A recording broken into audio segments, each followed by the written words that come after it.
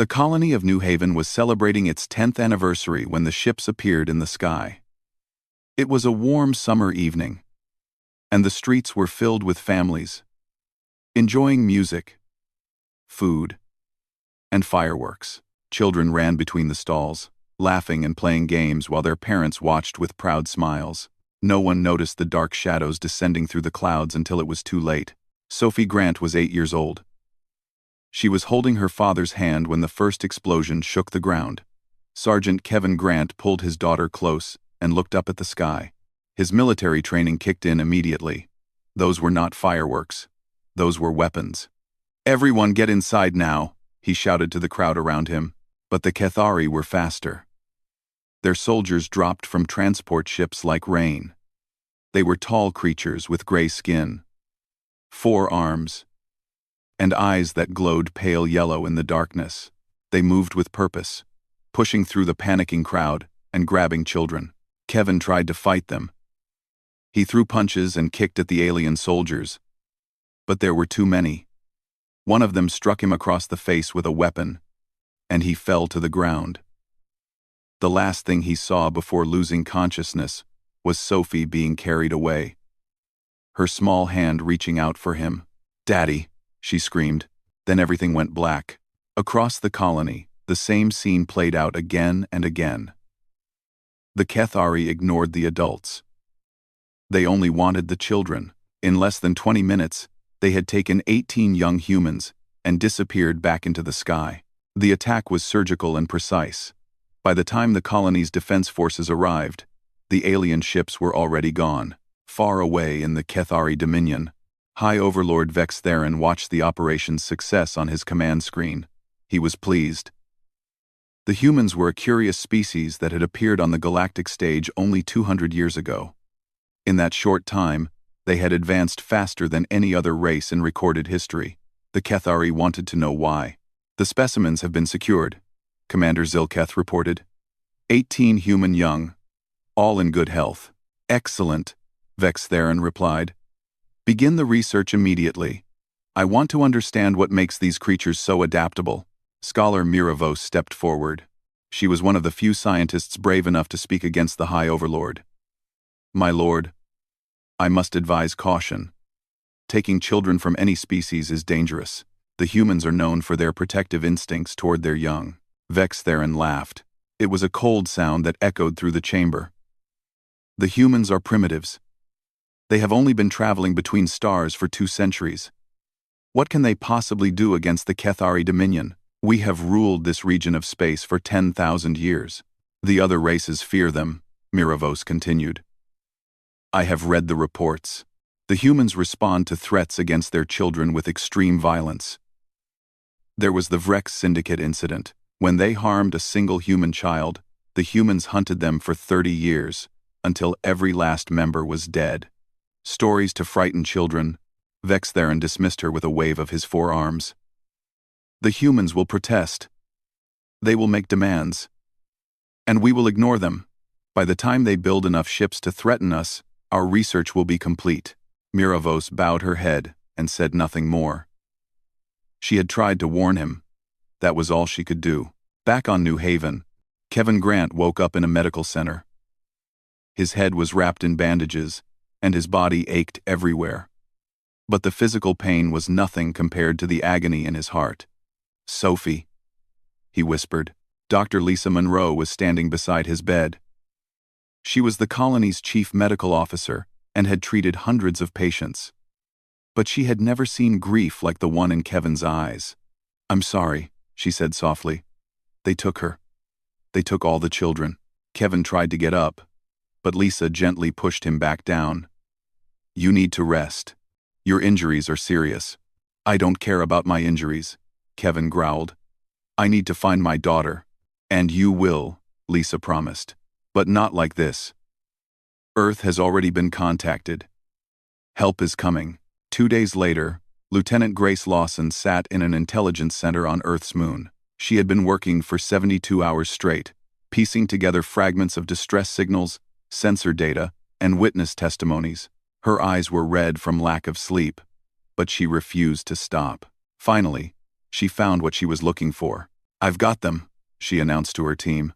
"The children are being held in a research facility on Kethari Prime, deep in their territory." Her commander, a gray-haired man named Admiral Patrick Cole, looked at the data on her screen. His face was calm, but Grace could see the anger burning in his eyes. "Send this to the United Terran Federation Council immediately," he ordered. "And prepare a message for Ambassador Cole. His brother will want to know about this." Ambassador Henry Cole received the news while preparing for a diplomatic meeting. He was known throughout the galaxy as a patient and reasonable man. He had negotiated peace treaties with dozens of species and believed that most conflicts could be resolved through conversation. But when he read the report about the children, something changed in him. His hands began to shake. Not from fear, but from rage. "Schedule an emergency session with the Galactic Council," he told his assistant. "Tell them humanity has a matter of urgent importance to discuss." Word of the abduction spread across human space like fire. Parents held their children tighter. Soldiers volunteered for rescue missions before any were announced. Ships that had been scheduled for retirement were brought back into service. And in military bases around the Federation, a phrase began to circulate. A phrase that made even veteran officers feel a chill down their spines. Operation Lullaby. On the alien homeworlds, those who knew humanity watched the news with growing fear. The humans had gone quiet. Their networks, usually filled with music and entertainment and debate, were now silent. This was not the silence of defeat. This was the silence of preparation. An old Vorthani diplomat sent a message to his Kethari counterpart. It contained only one sentence. "You have made a terrible mistake." The Kethari ignored the warning. They would soon learn that some lessons cannot be taught. They must be experienced. And humanity was about to teach them a lesson they would never forget. The Galactic Council Chamber was the largest meeting hall in known space. It could hold representatives from over 500 species. And today, every seat was filled. Word had spread that the humans had called an emergency session, and no one wanted to miss what would happen next. Ambassador Henry Cole walked to the central platform. He was a tall man with silver hair and a face that usually carried a friendly smile. Today, there was no smile. His expression was cold and empty, like the surface of a frozen moon. "Distinguished members of the Galactic Council," he began. His voice was calm, but there was something beneath it, something dangerous. 3 days ago, the Kethari Dominion attacked our colony of New Haven. They killed no one. They destroyed nothing. But they took something far more precious. He pressed a button, and images appeared on the massive screens around the chamber. Pictures of children, smiling faces, birthday parties, first days of school. 18 children, Cole continued. The youngest is 6 years old. Her name is Lily Patterson. She likes to draw pictures of flowers. The oldest is Ethan Moore. He is 10. He wants to be a starship engineer when he grows up. The chamber was completely silent. The Kethari took these children for research. They wanted to study human development. They treated our sons and daughters like laboratory animals. High Overlord Vex Theron sat in the Kethari delegation area. He stood up and spoke with a bored tone. "The human ambassador is being dramatic. The specimens are being treated well. They have food, water, and comfortable living spaces. This is a scientific matter, not a political one." Cole turned to face Vex Theron directly. "You call them specimens. We call them children. You call it science. We call it kidnapping. The Kethari Dominion does not recognize human authority over this matter," Vex Theron replied. "Your species is young. You do not understand how the galaxy works. The strong study the weak. This has always been true." "Are candid. Then let me explain how humanity works," Cole said. His voice dropped lower, and somehow that made it more frightening. "We are not a patient species when it comes to our children. We do not negotiate. We do not compromise. We do not forgive." The Vorthani ambassador rose from his seat.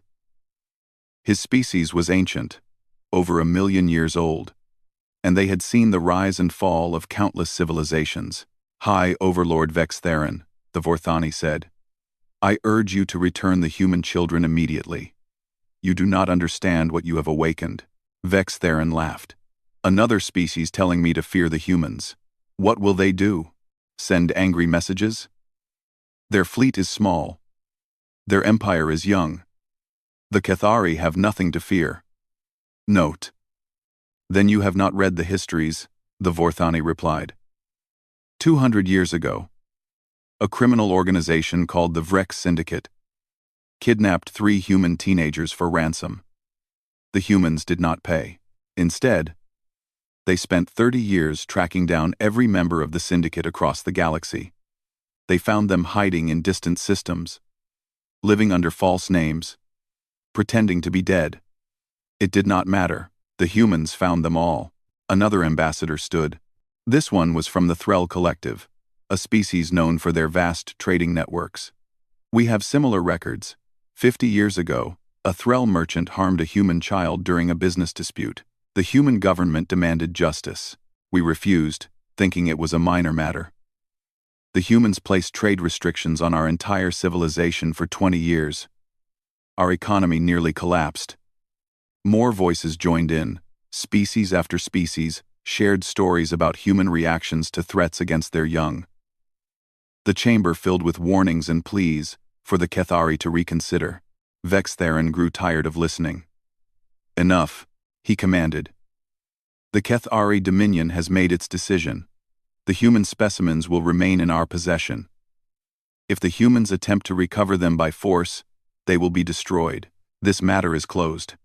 He walked out of the chamber. His delegation followed. Ambassador Cole watched him leave.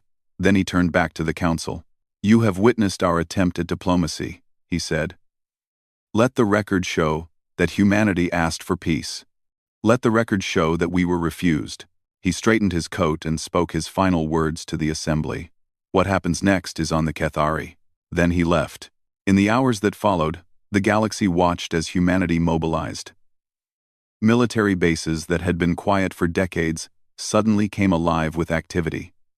Shipyards worked around the clock. Retired soldiers received calls asking them to return to service. Captain Daniel Shaw received his orders while visiting his parents on Earth. He was 45 years old and had commanded ships for 20 years. He had fought pirates, explored unknown regions, and negotiated with hostile species. But he had never led a mission like this one. 300 ships, his commanding officer told him through the communication screen. Every available vessel in the Federation. You will command them all. What are my rules of engagement? Shaw asked. Get the children back, whatever it takes. Shaw nodded slowly. And the Cathari? Try not to destroy their entire civilization. But if they stand between you and those children, you are authorized to use maximum force. Shaw ended the call and looked out the window at the blue sky above his childhood home. Somewhere out there, 18 children were waiting to be rescued. 18 families were praying for their return. He would not let them down. Across human space, similar scenes played out. Volunteers overwhelmed recruitment centers. Engineers worked without sleep to prepare ships. Scientists developed new weapons specifically designed to penetrate Cathari defenses. And in training facilities everywhere, soldiers practiced close-quarters combat with a ferocity that frightened their instructors. News of the human mobilization reached the Galactic Council. Species that had been neutral began quietly moving their ships away from Cathari space. They wanted no part of what was coming. The Thraxian Empire, known for their warrior culture, sent a private message to the human military command. It contained only 2 words. Good hunting. On Cathari Prime, Commander Zilketh reviewed the intelligence reports about the human fleet. For the first time since the operation began, he felt something cold in his stomach. High Overlord, he said carefully. The humans have assembled a larger force than we predicted. Perhaps we should consider returning the specimens before this escalates further. Vex Theron stared at him with disgust. You are afraid of primitives? The Cathari do not bow to lesser species. We will crush their fleet and teach them their place in the galaxy. But my lord, the other species are cowards. They have forgotten what power looks like. We will remind them. Zilketh bowed and left the chamber. He did not share his leader's confidence. He had studied human history. He had read about their wars, their struggles, their refusal to surrender, even when defeat seemed certain. And he had read about what they did to those who threatened their children. As he walked through the corridors of the command center, he passed Scholar Miravos. Their eyes met briefly. Neither of them spoke. There was nothing left to say. The storm was coming, and the Kethari were standing directly in its path. The human fleet emerged from hyperspace at the edge of Kethari territory. 300 warships arranged in perfect formation, their hulls dark against the stars. They did not attempt to hide. They wanted to be seen. Captain Daniel Shaw stood on the bridge of the USS Defiance, the fleet's flagship. He looked at the tactical display showing the space ahead. Somewhere beyond that darkness, 18 children were waiting. Communications, he ordered. Open a channel to the Kethari Military Command. All frequencies. Channel open, sir. Shaw leaned forward and spoke clearly. This is Captain Daniel Shaw of the United Terran Federation. You have 6 hours to release the human children in your custody. If they are returned unharmed, we will leave peacefully. If they are not returned, we will come and get them ourselves. This is not a negotiation. This is a countdown. He signaled to cut the transmission. Now we wait, he said. 6 hours. It seemed like forever. On Kethari Prime, the holding facility was buried deep underground. The children were kept in a large room with white walls and bright lights that never turned off. They slept on simple beds and ate food that tasted like nothing they had ever known. Sophie Grant sat in the corner with the younger children gathered around her. Little Lily Patterson was crying softly, and Sophie held her hand. "I want my mommy," Lily whispered. "I know," Sophie said gently. "But listen to me. Our parents are coming. I know they are." Ethan Moore, the oldest boy, sat nearby. He had dark circles under his eyes. None of them had slept well since they arrived. "How do you know?" he asked. "We're so far from home." Sophie looked at him with determination far beyond her 8 years. "Because that's what parents do. They come for their children, no matter what."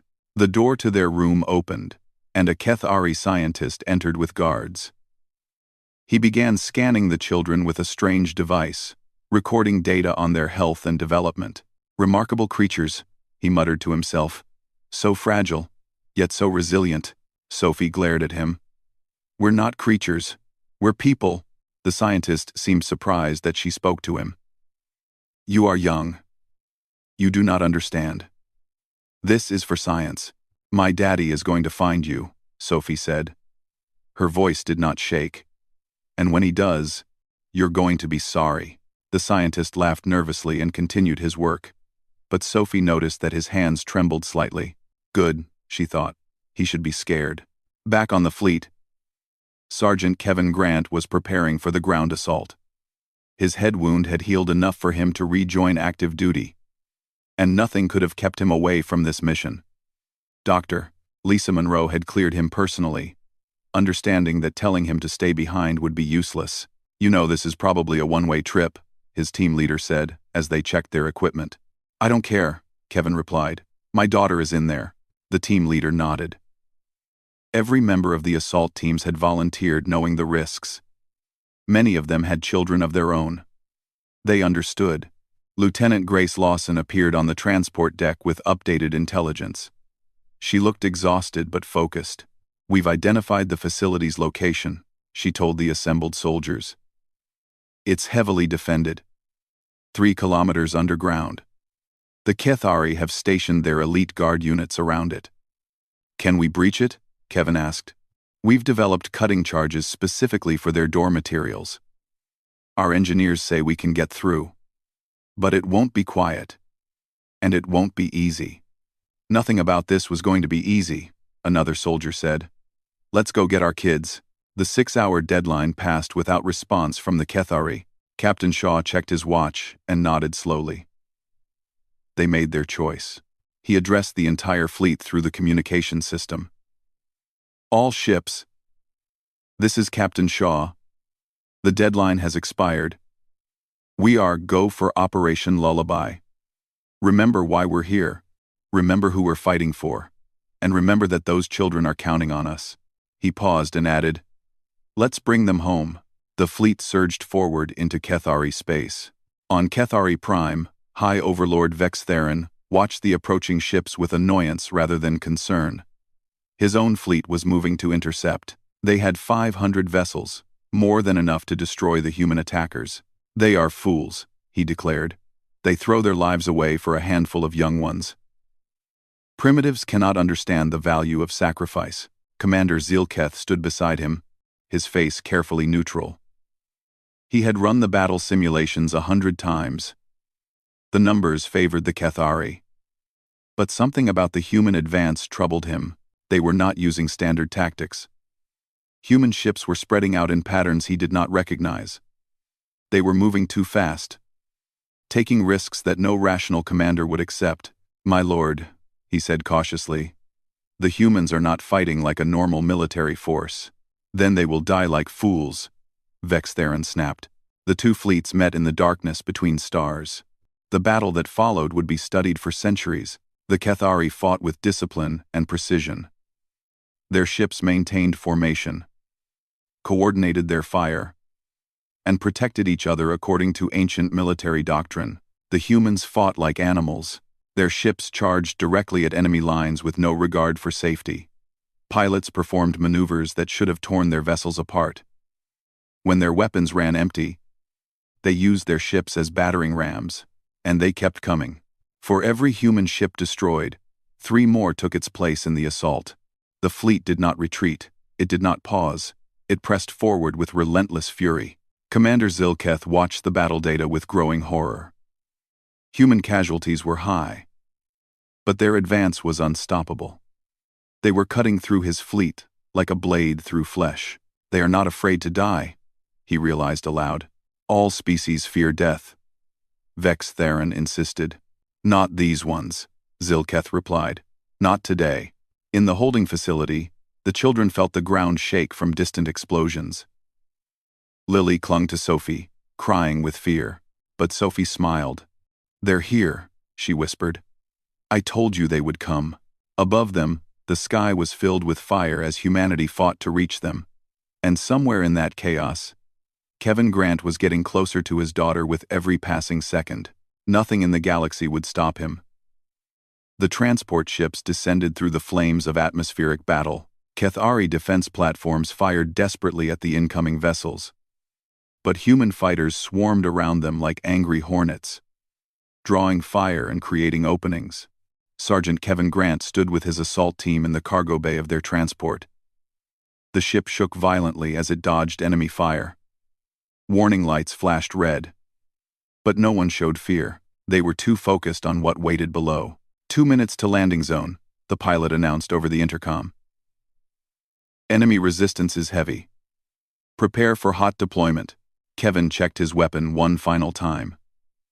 His team of 20 soldiers did the same. They were some of the best fighters in the Federation military. Today, they would prove it. "Remember the mission," Kevin said to his people. "We get in, we find the children, we get out. Anyone who stands in our way goes down. No hesitation. No mercy." "What about prisoners?" someone asked. Kevin's jaw tightened. "We're not here for prisoners." The transport hit the ground hard, and the rear door dropped open. Kevin was the first one out. The surface of Kethari Prime was chaos.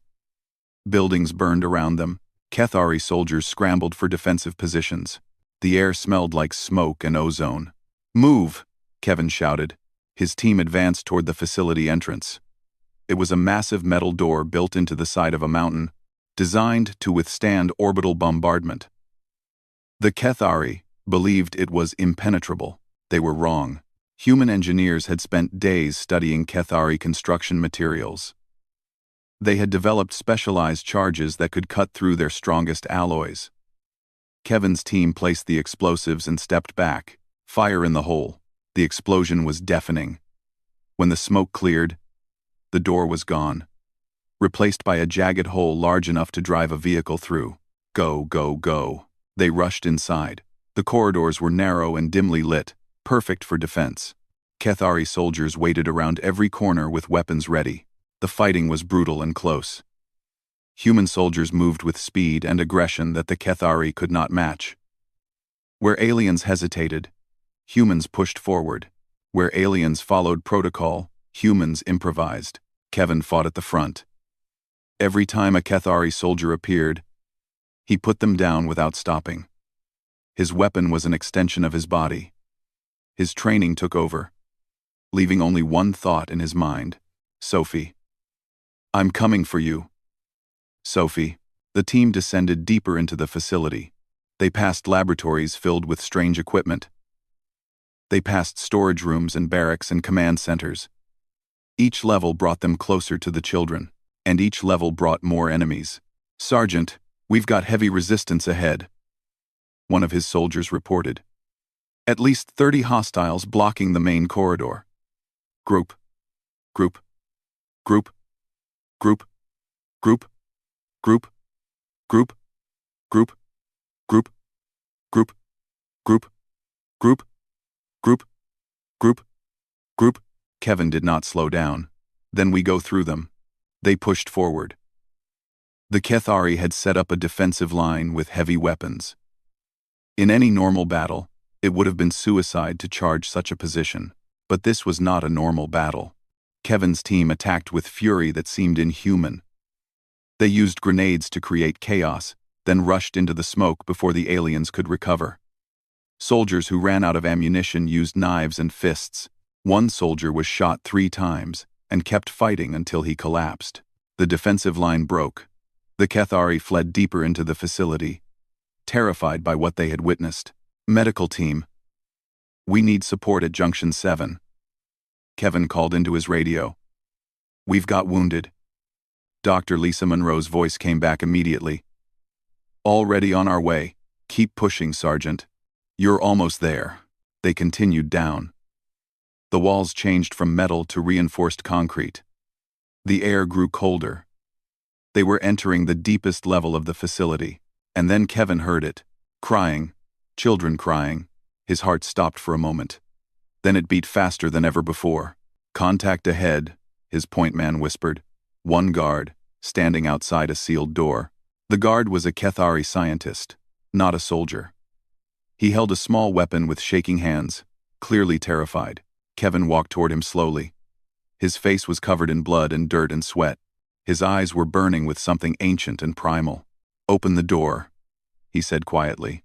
The scientist tried to speak, but no words came out. His legs gave way, and he collapsed to the ground. He pressed the control panel with trembling hands. The door slid open. Kevin stepped inside. The room was bright white. 18 children sat huddled together in the center, surrounded by strange monitoring equipment. They looked up at the figure in the doorway, covered in the marks of battle. For a moment, no one moved. Then a small voice broke the silence. Daddy? Sophie ran toward him. Kevin dropped his weapon and fell to his knees, catching his daughter in his arms. He held her tight, tighter than he had ever held anything in his life.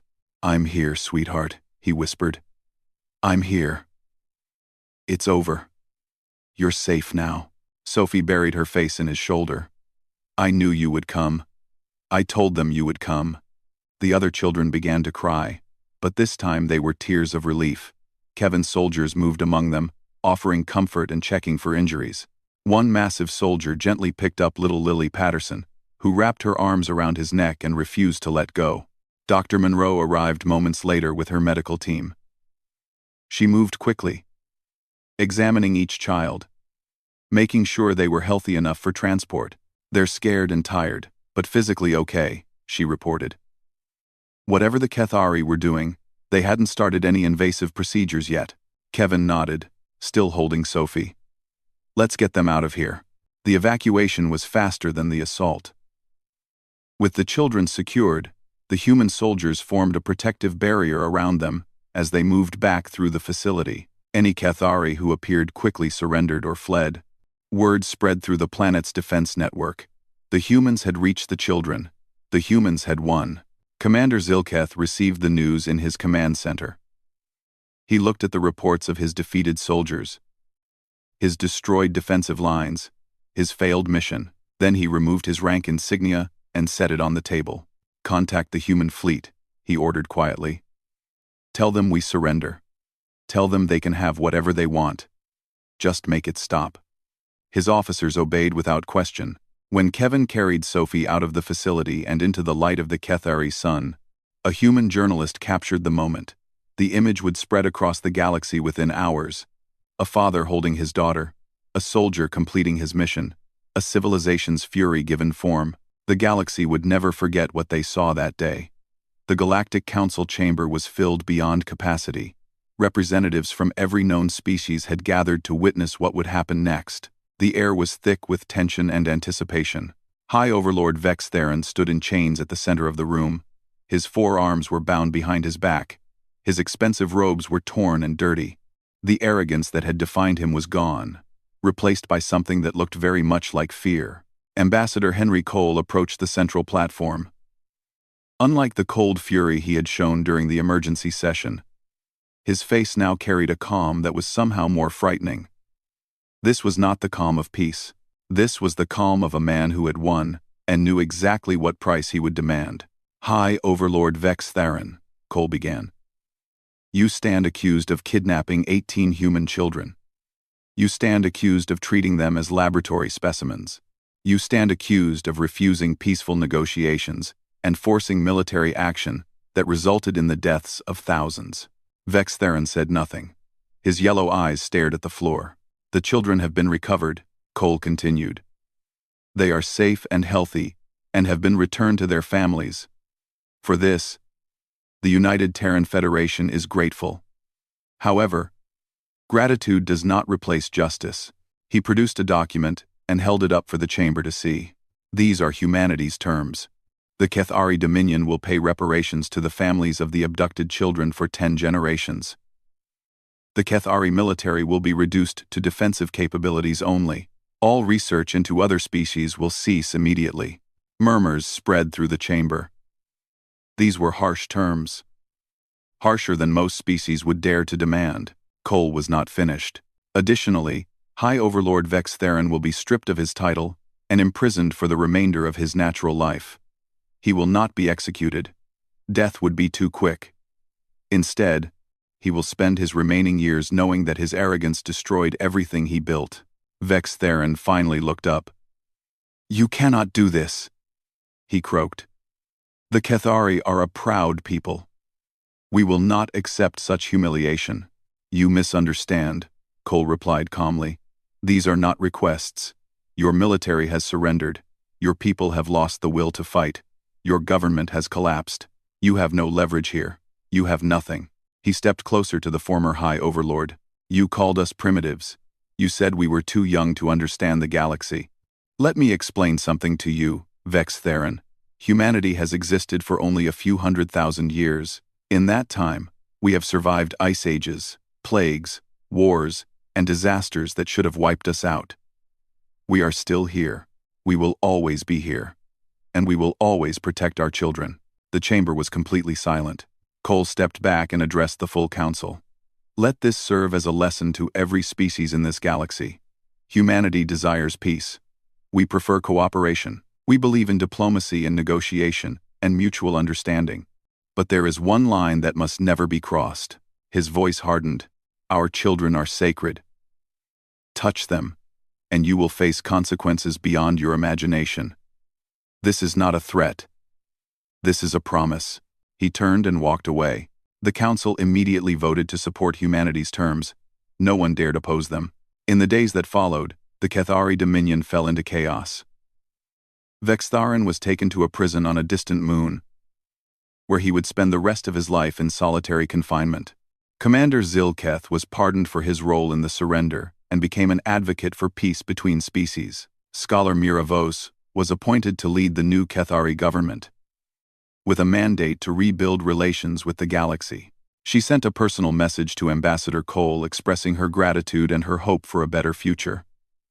Cole responded graciously, and the first steps toward healing began. On New Haven Colony, a celebration was held for the returned children. It was a quiet event, attended only by families and close friends. The children needed time to recover, not crowds and cameras. Sophie Grant stood with her father in their backyard, looking up at the stars. The nightmares still came sometimes, but they were fading. She knew she was safe. She knew she was loved. "Daddy," she asked, "will the bad aliens ever come back?" Kevin knelt beside her and put his hand on her shoulder. "No, sweetheart. They won't. Not ever." "How do you know?" He smiled gently. "Because the whole galaxy saw what happens when someone tries to hurt our children. They won't make that mistake again." Sophie nodded and leaned against him. They watched the stars together in comfortable silence. Across the galaxy, history teachers updated their lessons. A new chapter was added to the records of humanity. One that would be required reading for every species that encountered humans. The Incident of the Taken Children, it was called. The story of how a species barely 2 centuries into space travel brought an ancient empire to its knees in less than a week. The lesson was simple but absolute. Humans could be reasonable. Humans could be kind. Humans could be the greatest allies or the most reliable partners. They could forgive insults, overlook mistakes, and move past old conflicts. But their children were beyond negotiation. An old Vorthani philosopher wrote the final words that would appear in every version of this history, in every language, across every world. The Kethari believed they were studying a primitive species. Instead, they awakened something far older and far more dangerous than their science could comprehend. They awakened a parent's love. And against that force, no power in the galaxy can stand. Years later, Sophie Grant would grow up to become a diplomat like Ambassador Cole. She would spend her life building bridges between species and preventing conflicts before they started. When asked about her childhood, she would sometimes tell the story of the time she was taken by aliens. "I was scared at first," she would say. "But I always knew my father would come. That's what humans do. We don't leave our children behind. Ever." And somewhere in the stars, 18 children, who had once been prisoners, grew into adults who never forgot the day the sky filled with ships coming to bring them home. The galaxy learned its lesson well. Humanity's children were off limits. Forever.